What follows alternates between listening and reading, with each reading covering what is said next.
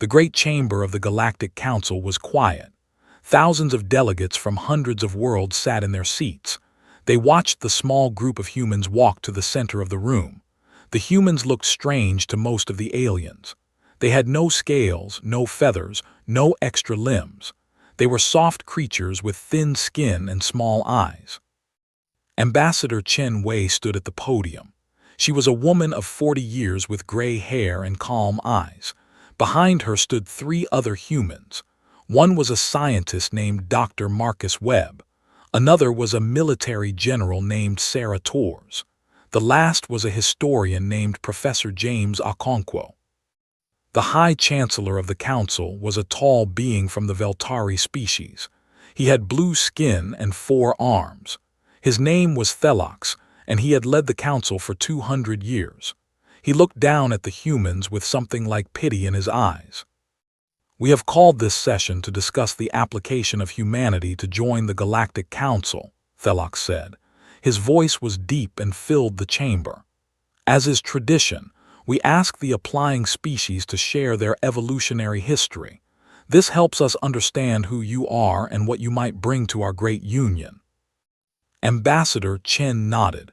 She had prepared for this moment for months. All of humanity had prepared for this moment. "Thank you, High Chancellor," she said. Her voice was steady. "We are honored to be here. We will share our history as you ask. But I must warn you, our history is not like the histories of other species in this chamber." A soft laugh came from somewhere in the audience. It was from a delegate of the Florian Collective. The Florians were plant-based beings who had evolved on a peaceful world of endless gardens. They found the young humans amusing. "All species think their history is special," the Florian delegate said. "Please continue." Ambassador Chen smiled, but there was something hard in her smile. She nodded to Dr. Webb, who stepped forward with a small device. He pressed a button, and a holographic display appeared above the podium. It showed a blue and green planet, Earth. "Our world," Dr. Webb began, "is not a gentle place.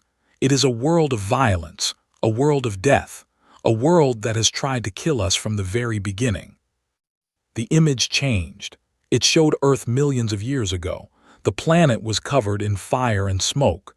Massive rocks fell from the sky. "When life first began on our world, the universe tried to destroy it. Giant asteroids struck our planet again and again. Each time, most life was killed. But each time, life came back. It came back stronger." The Veltari High Chancellor leaned forward. This was interesting. Most species evolved on stable worlds, worlds where life was allowed to grow in peace. "Your world experienced multiple extinction events?" Thelox asked. "5 major ones," Dr. Webb said. "The last one killed the creatures that ruled our world before us. Giant reptiles we call dinosaurs. They were destroyed by an asteroid so large that it blocked out our sun for years. 90% of all life on Earth died." Whispers moved through the chamber. The delegates looked at each other with surprise. 5 extinction events. How could any species survive such a world? "But we were not alive yet," Dr. Webb continued. "Our ancestors were small creatures that lived in the shadows. They survived because they were tough. They ate anything. They hid anywhere.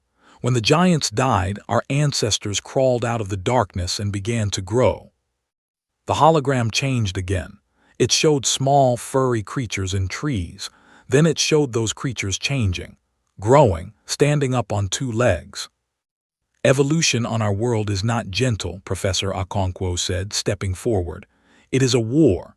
Every creature fights to survive. Every creature kills to eat. We call it the survival of the fittest. Only the strong survive. Only the clever survive. Only the brutal survive." The Florian delegate was no longer laughing. Her petals had turned a pale color that showed fear. "Your evolution was competitive?" she asked. "Very competitive," the professor said. "Our ancestors were hunted by everything. We were food for larger animals. We had no claws, no fangs, no armor. We were weak and slow. So we learned to think. We learned to work together. We learned to make tools." The hologram showed early humans. They were naked and small, but they carried sharp sticks. They stood in groups, watching a large cat with long teeth. "This creature hunted us for thousands of years," Professor Okonkwo said. "We call it the saber-toothed tiger. It was faster than us, stronger than us. Its teeth could cut through bone, but we killed it. We killed every single one of them. They are extinct now because of us." The chamber was very quiet now. The delegates were starting to understand something. The humans were not weak. They only looked weak. Ambassador Chen stepped forward again. "Our world taught us that nothing is safe. Nothing is given. Everything must be taken. Everything must be fought for. We learned this lesson well." The hologram changed to show maps of Earth. Red lines spread across the continents like blood. "We spread across our entire world," she said. "We killed everything that threatened us. Giant bears, wolves, lions, sharks, snakes. We killed them or we tamed them. We made them our servants or our food." A delegate from the Crystalline Dominion spoke up. His voice sounded like breaking glass. "You killed your way to the top of your food chain." "Yes," Ambassador Chen said simply. "But that is not the most terrible part of our history. The most terrible part is what we did to each other." The hologram went dark. When it lit up again, it showed humans fighting humans. Primitive weapons at first, clubs and spears, then swords and arrows, then guns and bombs. "We did not just kill other species," Ambassador Chen said. "We killed ourselves, constantly, endlessly. War is built into our blood. It is part of who we are." General Torres stepped forward. Her face was hard and her eyes were cold. She had seen war. She had fought in war. She carried the weight of it in her bones. "In our recorded history alone," she said, "there have been over 15,000 wars. Millions and millions of our own people killed by other humans. We have weapons that can destroy entire cities in seconds. We have weapons that can poison land for thousands of years. We have weapons that can end all life on our planet." The High Chancellor stood up. His four hands gripped his podium tightly. "You have such weapons?" he asked. "Weapons of total destruction?" "Yes," General Torres said, "and we have used them. Twice, we dropped nuclear weapons on our own cities. Hundreds of thousands died in moments.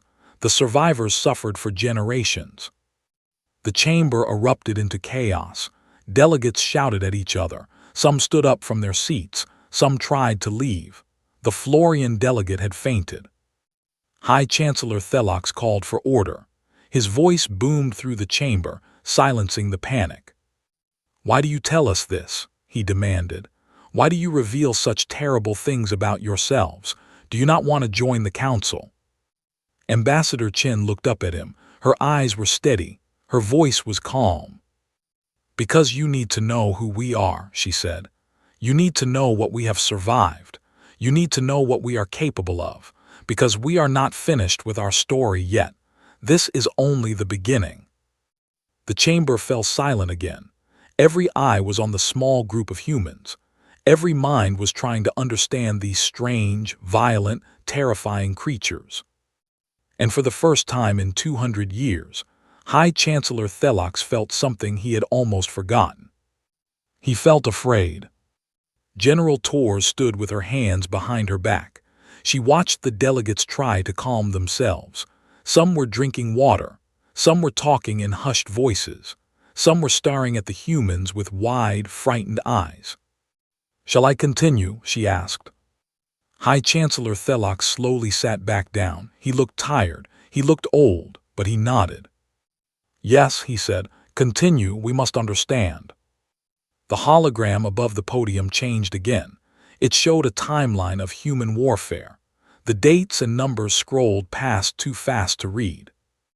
"War shaped us," General Torres said. "Every generation fought. Every generation bled. Every generation learned new ways to kill. But war also taught us other things. It taught us medicine because we needed to heal our wounded. It taught us engineering because we needed to build better weapons and defenses. It taught us leadership because armies need commanders." She paused and looked around the chamber. Many of your species have never known war, she said. You evolved on peaceful worlds. Your histories are filled with art and philosophy and exploration. Ours is filled with blood. A delegate from the Harmony Collective raised a tentacle. The Harmony were a peaceful species of telepaths who had evolved on a world with no predators. They had never known violence until they met other species in space. How do you live with such memories? The delegate asked. How do you sleep at night? General Torres smiled. It was not a happy smile. We don't always sleep well, she admitted. Many of us carry scars that cannot be seen. We call it trauma. It passes down through generations, but we have learned to live with it. We have learned to use it. Professor Okonkwo stepped forward again. The general speaks of our external wars, he said, but we also fought internal wars, wars of ideas, wars of belief, wars of identity. The hologram showed humans of different colors, different cultures, different religions. It showed them fighting, killing, enslaving each other. We divided ourselves in every way possible, the professor said, by the color of our skin, by the gods we worshipped, by the lands we lived on, by the languages we spoke. We created categories to separate ourselves, and then we fought over those categories. This is madness, a delegate muttered. Several others agreed. Yes, Professor Okonkwo said. It was madness. It is madness, but it is our madness. And from this madness we learned something important. We learned that our differences do not matter. We learned that we are all the same species fighting for the same things. We learned eventually to work together. Ambassador Chen nodded and took over. This is the key to understanding humanity, she said. We are creatures of contradiction. We are capable of terrible evil and incredible good. We are violent and peaceful. We are selfish and generous. We are cruel and kind. She gestured to the hologram and it changed again. Now it showed humans helping each other, doctors treating the sick, firefighters running into burning buildings, strangers giving food to the hungry. For every war we have fought, there are 1,000 acts of kindness, she said. For every life we have taken, there are lives we have saved. This is who we are. We are not monsters, though we can be monstrous. We are not saints, though we can be saintly. High Chancellor Thelox leaned forward. You speak in riddles, he said. How can a species be both good and evil? Because good and evil are choices, Ambassador Chen said. And we make those choices every day, every moment. This is our burden and our gift. We are free to choose. Dr. Webb stepped forward with a new hologram. This one showed the structure of human DNA. Let me explain from a scientific view, he said. Our biology reflects our history. Our brains have 3 main parts. The oldest part controls survival, fight or flight, hunger, fear. This is the part we share with reptiles. The hologram zoomed into the brain. The second part controls emotions, love, anger, joy, sadness. This is the part we share with other mammals. The hologram zoomed out again. The third part is the newest. It controls reason, logic, planning, creativity. This is the part that makes us human. But here is the important thing. All 3 parts work together. They fight each other sometimes. They cooperate sometimes. This is why we are capable of such extremes. We are always at war with ourselves. A delegate from the Logic Collective, a species of pure intellectuals, spoke up. You have not fully evolved then. You are still primitive. Dr. Webb shook his head. No, we are not primitive. We are complete. Our aggression helped us survive. Our emotions help us bond with each other. Our reason helps us build civilizations. We need all 3 parts. Take any part away and we would not be human. The logic delegate made a sound of disbelief. You celebrate your violent instincts.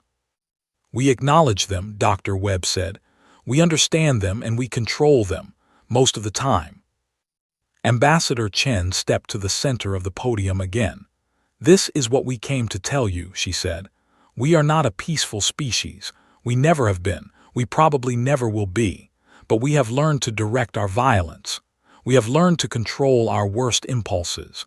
We have built a global civilization despite our nature." She paused and looked around the chamber. "You have watched us for 50 years, she said. "You have observed us from afar. You have debated whether to contact us. You were afraid of us. You were right to be afraid." The chamber was silent. "But you were also wrong," Ambassador Chen continued.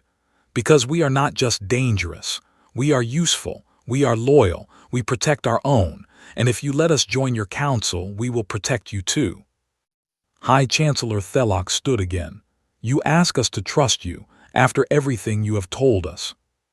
"Yes," Ambassador Chen said, "because everything we have told you is the truth. We could have lied. We could have hidden our history. We could have pretended to be peaceful. But we showed you our worst because we want you to understand. We are not ashamed of what we are. We have survived everything our world threw at us. We have survived ourselves. And now we are ready to join the galaxy." The High Chancellor was quiet for a long moment. Then he spoke. "We will take a short break," he said. "The Council needs to discuss what we have heard." As the delegates began to file out, Ambassador Chen noticed something. The crystalline delegate had not moved. He sat perfectly still, staring at the humans with something that might have been wonder. Or fear. Or both. The break lasted 3 hours. When the delegates returned, the atmosphere had changed. There was less fear now, but also more curiosity. Many of the aliens looked at the humans differently. They were trying to understand these strange creatures who killed each other but also saved each other. High Chancellor Thelok called the session to order. "We have many questions," he said. "The Council would like to understand more about your species before we vote on your application." Ambassador Chen nodded. "We will answer any question you ask." A delegate from the Aquan Federation raised a fin.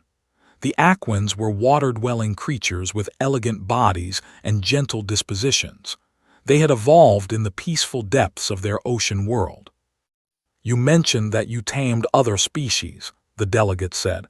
"What did you mean by this?" Professor Okonkwo stepped forward. "We took wild animals and made them our companions, our servants, our friends." The hologram showed wolves, then it showed dogs. "This animal once hunted us," the professor said. "Now it lives in our homes. It guards our children. It loves us unconditionally. We changed its very nature through thousands of years of selective breeding." The hologram showed horses, cattle, cats, pigs, chickens. "We did this with many species," he continued. "Some we ride, some we eat, some we simply love. We reshaped the life of our entire planet to serve us." The Aquan delegate made a sound of surprise. "You changed other species. You altered their evolution." "Yes, we are very good at shaping things to our needs." A Florian delegate had recovered from her earlier faint. Her petals were still pale, but she spoke clearly. "You also said you killed species to extinction. How many?" Dr. Webb answered. "It is hard to know exactly. Hundreds, certainly, perhaps thousands. We did not always understand what we were doing. We hunted some species for food until none were left. We destroyed the homes of others without thinking. We poisoned the air and water." "And you feel no guilt?" the Florian asked. "We feel tremendous guilt," Dr. Webb said. "When we finally understood what we had done, many of us worked to fix it. We created protected areas for animals. We brought some species back from the edge of extinction. We are still learning how to live with our world instead of conquering it." Ambassador Chen added, "This is another thing you must understand about us. We make terrible mistakes, but when we recognize our mistakes, we try to fix them. We are capable of change. We are capable of growth." A new delegate spoke up. This one was from the warrior clans of Korath. The Korath were large, muscular beings covered in thick armor. They were one of the few species in the galaxy that understood warfare. "I have a question," the Korath delegate said. His voice was deep and rough. You speak of your wars as though they were bad things, but wars make warriors strong. Wars prove who deserves to rule. Do you not take pride in your victories? General Torres answered, "We take pride in our skill. We take pride in our courage. We take pride in our ability to protect our people. But we do not celebrate the deaths we have caused. War is sometimes necessary, but it is never good." The Korath delegate snorted. "You are soft. You fight, but you do not enjoy the fight." "No," General Torres said. "We do not enjoy it, but that does not mean we are soft. It means we understand the true cost of war. We have paid that cost many times. Every human family has lost someone to war. Every human heart carries that grief." The Korath delegate was quiet. He seemed to be thinking. High Chancellor Thelok spoke again. "You mentioned weapons of total destruction. Nuclear weapons. Do you still have these?" "Yes," Ambassador Chen said. "Why have you not destroyed them?" Ambassador Chen sighed. "Because we do not trust ourselves. We keep the weapons because we are afraid of each other, afraid of what might happen if one group has them and another does not. We are trying to eliminate them, but progress is slow." "This does not inspire confidence," Thelok said. "No," Ambassador Chen agreed. "It does not, but it is honest, and honesty is what we promised you." A long silence followed. Then a delegate from the small seeker species spoke. The seekers were explorers and scientists. They had mapped much of the known galaxy. "I have studied your species from afar," the seeker said. "I have watched your broadcasts, read your books, analyzed your art. I have a different question." "Please ask," Ambassador Chen said. "With all your violence, all your suffering, all your death, how do you still have hope? How do you still create beauty? How do you still love?" The question hung in the air. The human delegates looked at each other. It was, perhaps, the most important question anyone had asked. Ambassador Chen stepped forward. Her voice was soft but clear. "Because that is also who we are," she said. "We are not just killers, we are artists, we are poets, we are lovers, we create music that makes us cry. We write stories that help us understand ourselves. We build monuments to honor our dead. We plant gardens to celebrate life." She gestured to the hologram. It changed to show human art, paintings, sculptures, music, dance. The delegates watched in silence as thousands of years of human creativity flashed before them. "This is the other half of our story," Ambassador Chen said. "The half we are most proud of. For every weapon we have built, we have also built something beautiful. For every life we have taken, we have also created new life. We are builders and destroyers, artists and warriors, dreamers and killers. We contain multitudes." The seeker delegate nodded slowly. "I think I understand," they said. "You are not a simple species. You cannot be put into one category." "No," Ambassador Chen said. "We cannot, and we would not want to be. Our complexity is what makes us strong. Our contradictions are what make us adaptable. We can be anything we need to be." High Chancellor Thelok stood once more. His face was unreadable. "We have heard enough for now," he said.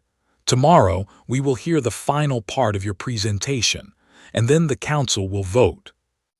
As the session ended, the human delegates gathered together. They were tired but hopeful. They had shared their truth with the galaxy. Now they could only wait to see how the galaxy would respond. Outside the great chamber, the stars shone down on 100 different worlds. On each world, beings were watching the broadcasts from the council. They were seeing humanity for the first time. They were learning what kind of species had risen from that small blue planet. Some were afraid. Some were fascinated. Some were already making plans. The galaxy would never be the same. The next day, the council chamber was more crowded than ever. Word had spread across the galaxy about the humans and their strange history. Delegates who rarely attended sessions had come to watch. Observers from distant worlds filled every available seat. Cameras broadcast the proceedings to billions of beings. High Chancellor Thelox called the session to order. Today, the human delegation will complete their presentation, he announced. After that, the Council will vote on their application for membership. Ambassador Chen stood at the podium. She looked out at the sea of alien faces. She could feel the weight of this moment. Everything humanity had ever done, everything they had ever been, came down to this. "Thank you, High Chancellor," she said. "Today, we will tell you about the last part of our history, the part that brought us here." The hologram showed Earth from space. Blue oceans, green lands, white clouds. For thousands of years, we looked up at the stars and wondered if we were alone, Ambassador Chen said. We told stories about beings from other worlds. We searched the sky for signals. We dreamed of meeting others like ourselves. The hologram showed telescopes, radio dishes, rockets. When we finally developed the technology to leave our world, we did not hesitate. We sent probes to our neighboring planets. We sent humans to our moon. We built stations in orbit around our world. We were reaching out, hoping someone would reach back. Professor Okonkwo stepped forward. "This is the most important thing to understand about humanity," he said. "Despite our violence, despite our wars, despite our fear, we are driven by curiosity. We want to know. We need to know. We cannot rest until we have explored every mystery." The hologram showed humans walking on Mars, building colonies on the moon, traveling to the outer planets. "In the last century, we expanded beyond our home world," he said. "We settled on Mars. We built habitats in the asteroid belt. We sent ships to the moons of our giant planets. We did this not because we were forced to, but because we wanted to, because we had to." Dr. Webb added, "Our biology drives us to explore. We become restless if we stay in one place too long. We feel a need to see what is over the next hill, across the next ocean, beyond the next star.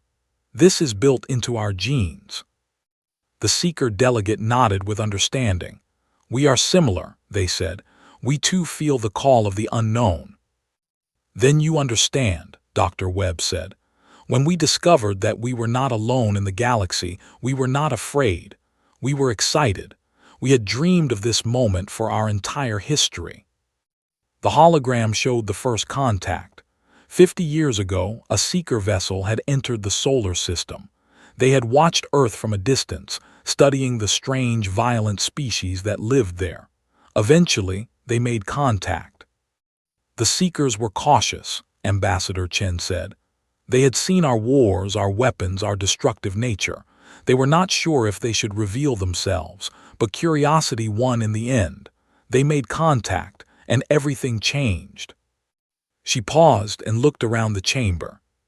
"For 50 years you have watched us, studied us, debated whether to include us in your great civilization. Some of you wanted to destroy us before we became a threat. Some of you wanted to welcome us as friends. Most of you simply wanted to wait and see." High Chancellor Thelox shifted in his seat. He knew this was true. He had been part of those debates.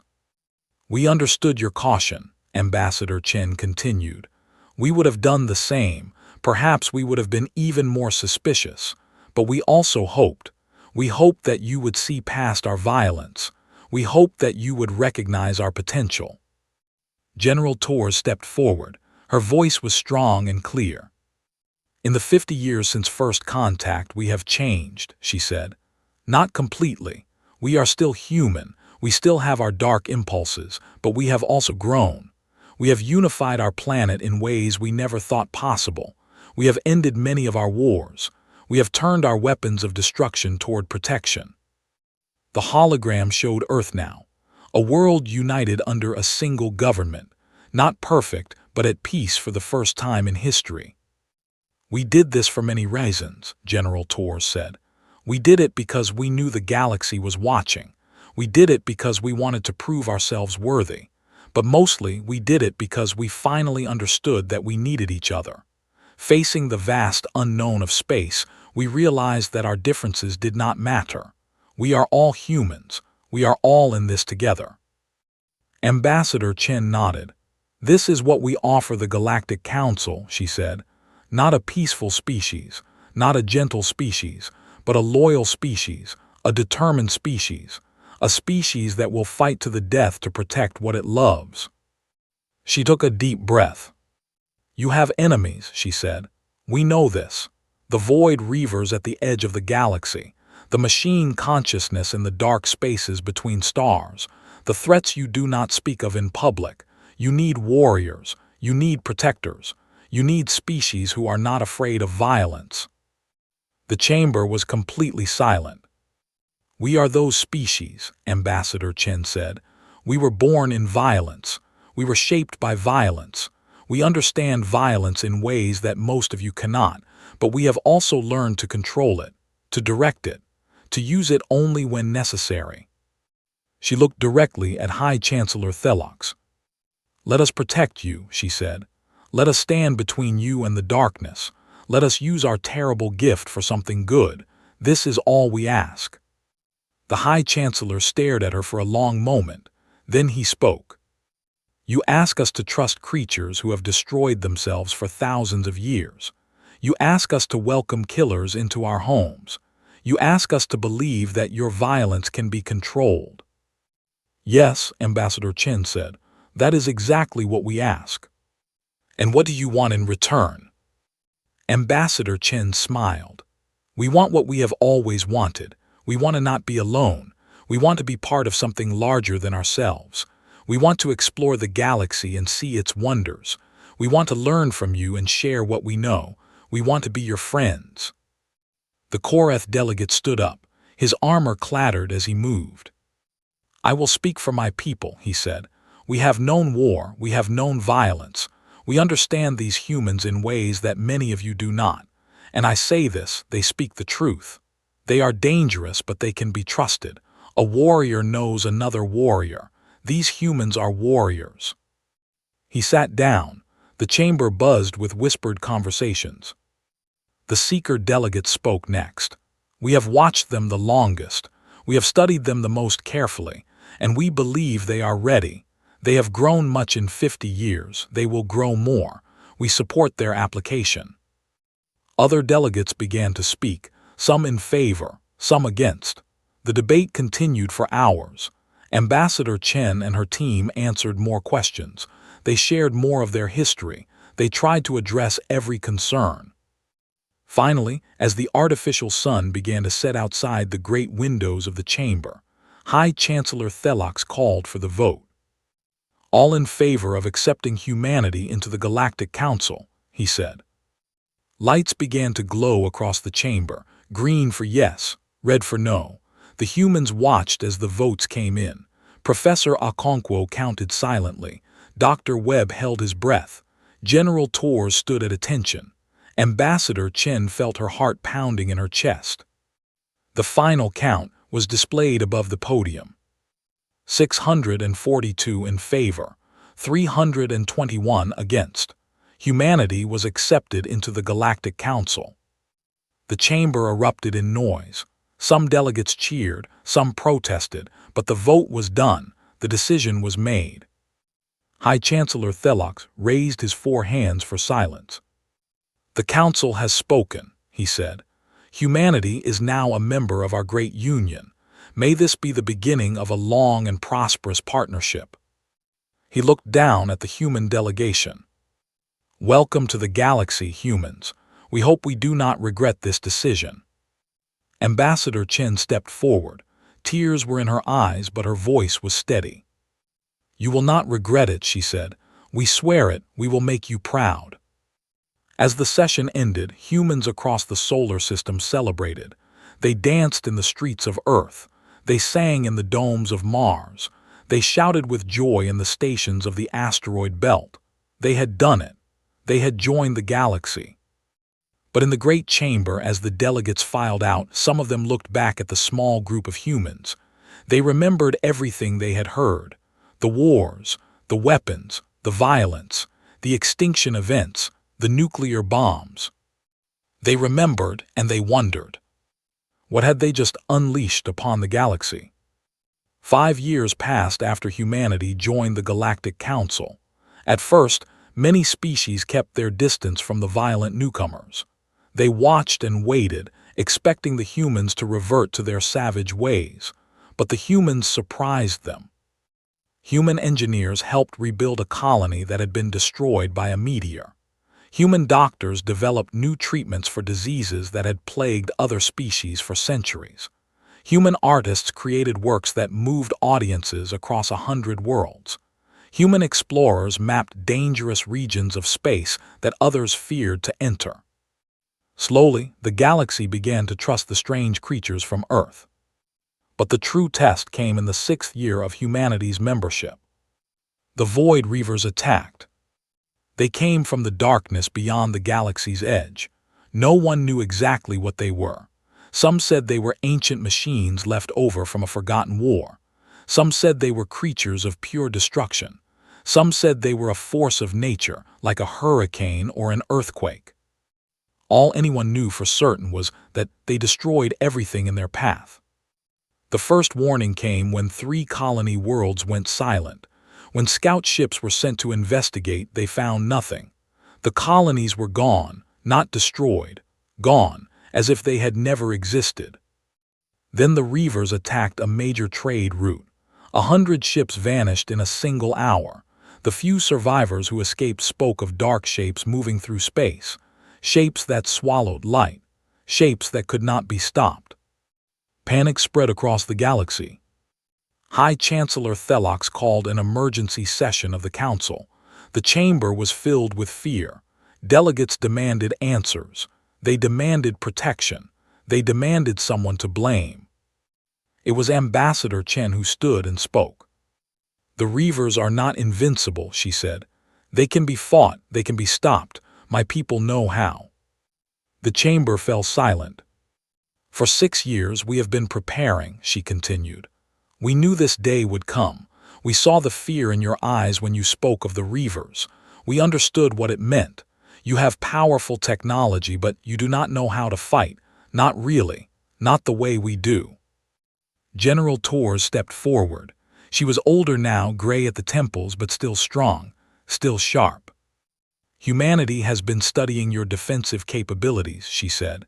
"They are impressive for defense against small threats, pirates, raiders, criminals, but they are not designed for war, real war, total war." "And you know how to wage such a war?" the Korath delegate asked. His voice was eager. "We have spent our entire existence waging such wars," General Torres said. "It is what we were made for." Over the next few hours, the human delegation presented their plan. They had designed new weapons based on human military history and alien technology. They had developed new tactics for fighting in the void of space. They had trained human soldiers in ways that most species found disturbing.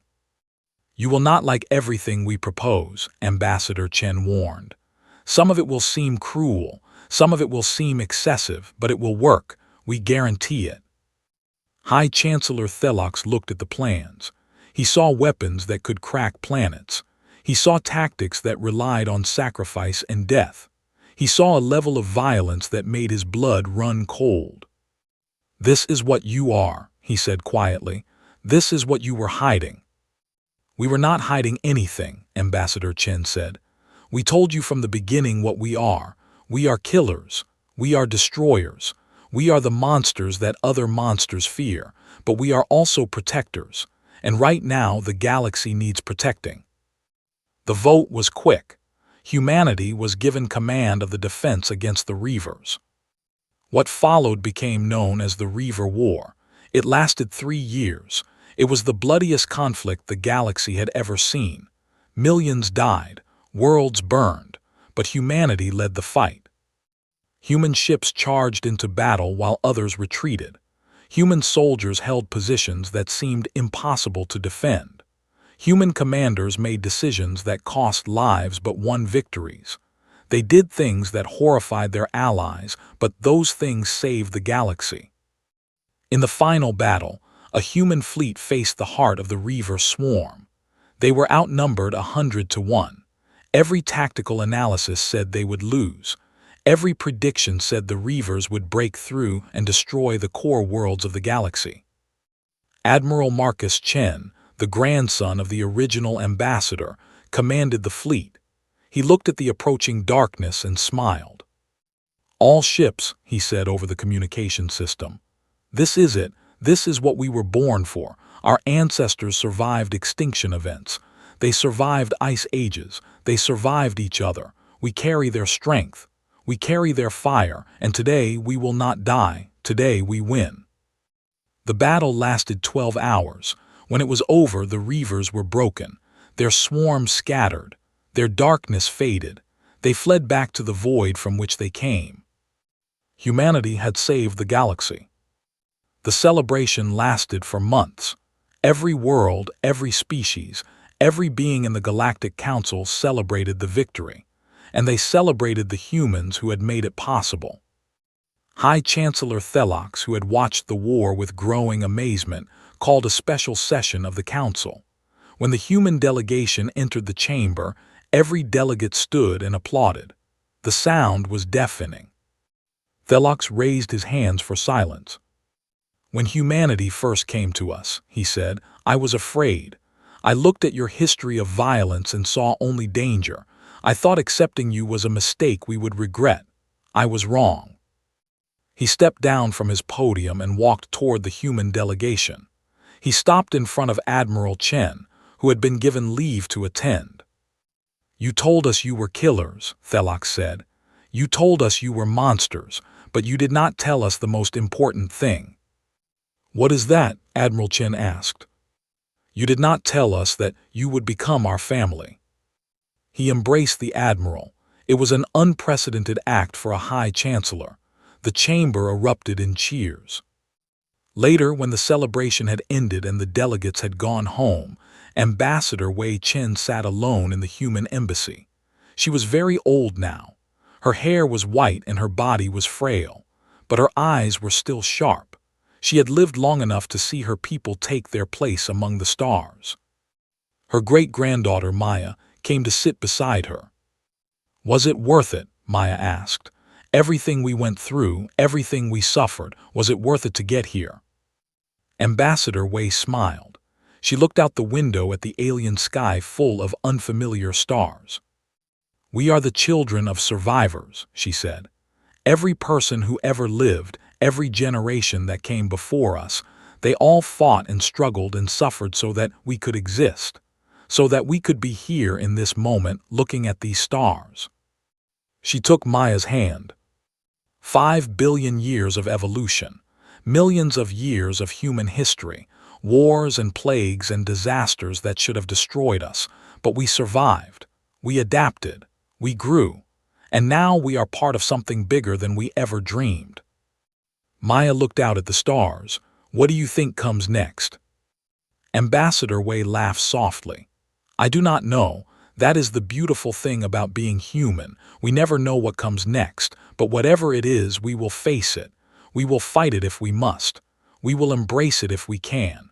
We will survive because that is what we do." She closed her eyes and leaned back in her chair. "The galaxy trembled when they learned our history," she said. "They were right to tremble, but they were also right to accept us. Because now they are not just our allies, they are our family, and we protect our family, always." Outside, the stars burned bright against the eternal dark. Among them, human ships traveled to distant worlds. Human colonies grew on planets that had never known life. Human children played under alien suns, speaking languages that mixed Earth's tongue with sounds from across the galaxy. Humanity had come far from the violent plains of Earth. They carried their past with them, the darkness and the light. But they also carried hope, hope for a future where their worst instincts were controlled, where their best instincts were celebrated, where they could be the protectors they had promised to be. The Galactic Council had taken a chance on the violent creatures from the blue planet. And in the end, that chance had saved them all. It was the most human story imaginable. A story of darkness becoming light. A story of enemies becoming friends. A story of survival against all odds. And somewhere in the great beyond, the ancestors of humanity looked down at their children and smiled. Their long journey had finally reached its destination. Not an end, but a new beginning. The best was yet to come.